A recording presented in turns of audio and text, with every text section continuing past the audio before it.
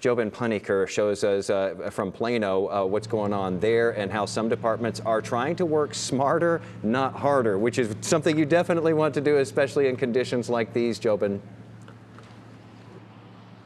Well, especially when you have the public that just wants to move on past this event. Everybody wants to move on, and that's fair, but we are far from over. You know, we're here off of 75.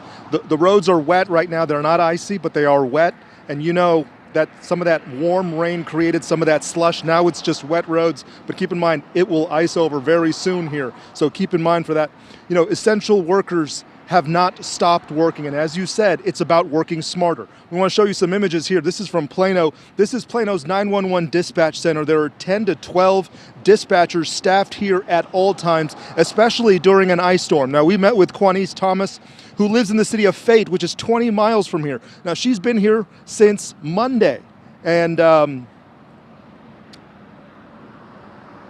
she's been here since Monday, hopes to leave by Thursday to see her 2 children. She opted to sleep overnight in their quiet room. Other essential workers brought air mattresses. This is happening in a lot of city departments across the county. In Frisco, we heard they booked about 20 rooms in a nearby hotel. These adjustments are about keeping staffing levels and also keeping their staff off the roads. Enough food to last me for a week. I had my clothes to last for a week. I had my blanket. When I signed on, that was a part of the job. And so I have to do what I have to do.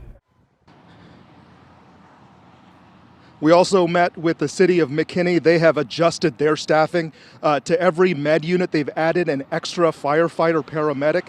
That will help them keep their staffing levels. And also, you know, working in the ice is not easy. It also keeps their larger fire engines off the roads. Now, back out live here. Again, we are along 75 here in Plano. The roads are still treacherous. The traffic is moving smoothly for now, and the traffic is actually exponential, which is not a good sign because, as you said, as Pete said, yes, we had some of that warm rain and may have dried out some of these roads. It's still wet. It'll ice over very soon, and that'll be really bad for a lot of drivers. Hazardous out there, to say the least. Jobin, thank you so much for bringing us that update this afternoon from Plano.